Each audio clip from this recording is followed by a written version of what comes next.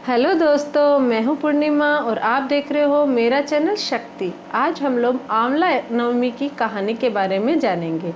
आंवला नवमी की कहानी व्रत के समय कही और सुनी जाती है। तो वीडियो शुरू करने से पहले बोले गणेश जी महाराज की जय। अब शुरू करते हैं आज की कहानी। एक बार एक राजा था। उसका प्रण था कि वह रोज 1.25 मन आंवले दान करके ही खाना खाता था। इससे उसका नाम आंवलिया राजा पड़ गया। एक दिन उसके बेटे बहू ने सोचा कि राजा इतने सारे आंवले रोजाना दान करते हैं, इस प्रकार तो एक दिन सारा खजाना खाली हो जाएगा। इसलिए बेटे ने राजा से कहा कि उसे इस तरह दान करना बंद कर देना चाहिए। बेटे की बात सुनकर राजा को बहुत दुख हुआ और राजा रानी महल छोड़कर बियाबान जंगल में जाकर बैठ गए। राजा रानी आंवला दान नहीं कर पाए और प्रण के कारण कुछ खाया नहीं। जब भूखे प्यासे 7 दिन हो गए तब भगवान ने सोचा कि यदि मैंने इसका प्रण नहीं रखा और इसका सत नहीं रखा तो विश्वास चला जाएगा। इसलिए भगवान ने जंगल में ही महल, राज्य और बाग बगीचे सब बना दिए और ढेरों आंवलों के पेड़ लगा दिए।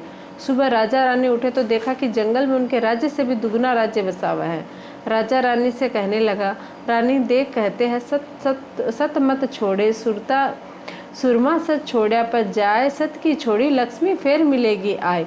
आओ नहा धोकर आंवले दान करें और भोजन करें। राजा रानी ने आंवले दान करके खाना खाया और खुशी खुशी जंगल में रहने लगी। उधर आंवला देवता का अपमान करने व माता पिता से बुरा व्यवहार करने के कारण बहू बेटे के बुरे दिन आ गए। राज्य दुश्मनों ने छीन लिया, दाने दाने को मोहताज हो गए और काम ढूंढते हुए अपने पिताजी के राज्य में आ पहुंचे। उनके हालात इतने बिगड़े हुए थे कि पिता ने उन्हें बिना पहचाने उन्हें काम पर रख लिया। बेटे बहू सोच भी नहीं सकते कि उनके माता पिता इतने बड़े राज्य के मालिक भी हो सकते हैं, सो उन्होंने भी अपने माता पिता को नहीं पहचाना। एक दिन बहू ने सास के बाल गूंथते समय उनकी पीठ पर मसा देखा। उसे सोचकर रोना आने लगा कि एक ऐसा मसा मेरी सास के भी था।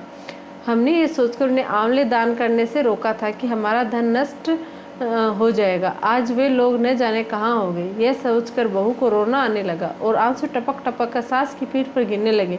रानी ने तुरंत पलट कर देखा और पूछा कि तू क्यों रो रही है। उसने बताया कि आपकी पीठ जैसा मसा मेरी सास की पीठ पर भी था। हमने उन्हें आंवले दान करने से मना कर दिया था, इसलिए वे घर छोड़कर कहीं चले गए। तब रानी ने उन्हें पहचान लिया, सारा हाल पूछा और अपना हाल बताया। अपने बेटे बहू को समझाया कि दान करने से धन कम नहीं होता बल्कि बढ़ता है। बेटे बहू भी अब सुख से राजा रानी के साथ रहने लगे। हे भगवान, जैसा राजा रानी का सत रखा वैसा सबका सत रखना। कहते सुनते सारे परिवार। आप जानते हैं विनायक जी की कहानी। यह व्रत उपवास करने पर व्रत की कहानी के साथ कही और सुनी जाती है। उस समय की बात है जब भगवान विष्णु जी की शादी लक्ष्मी जी से तय हुई थी। शादी की खूब तैयारियां की गई। चारों ओर हर्षोल्लास का वातावरण था। सारे देवी देवता को बारात में चलने के लिए निमंत्रण दिया गया।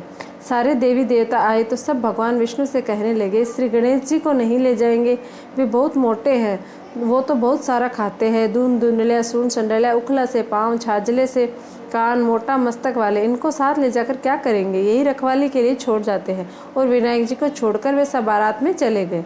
इधर नारद जी गणेश जी को भड़का दिया और कहा कि आज तो महाराज ने आपका बहुत बड़ा अपमान किया है।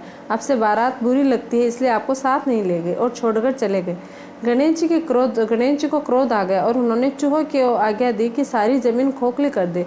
धरती थोती हो गई और इससे भगवान के रथ के पहिए धंस गए। बहुत कोशिश करके सब परेशान हो गए, किसी भी तरह से पहिए नहीं निकल रहे तो खाती को बुलाया।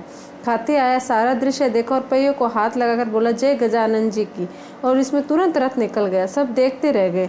सबको बड़ा आश्चर्य हुआ। उन्होंने पूछा कि तुमने गजानन जी को क्यों याद किया। खाती बोला, गणेश जी को सुमरे बिना कोई काम सिद्ध नहीं होता। जो भी सच्चे मन से गजानन जी को याद करता है उसके सब काम बड़ी आसानी से सिद्ध हो जाते हैं। सब सोचने लगे, हम तो गणेश जी को ही छोड़ आए। उन्हें अपनी गलती का एहसास हुआ और एक जने को भेजकर गणेश जी को बुलवाया। वह गणेश जी से माफ़ी मांगी। पहले गणेश जी का रिद्धि सिद्धि से विवाह करवाया, फिर भगवान विष्णु का लक्ष्मी जी के साथ हुआ। सभी बहुत ही खुश थे। तभी से कोई भी शुभ काम शुरू करने से पहले विनायक जी का स्मरण किया जाता है। जैसे भगवान का काम सिद्ध किया वैसे सबका करना। बोलो विनायक जी महाराज की जय। धन्यवाद।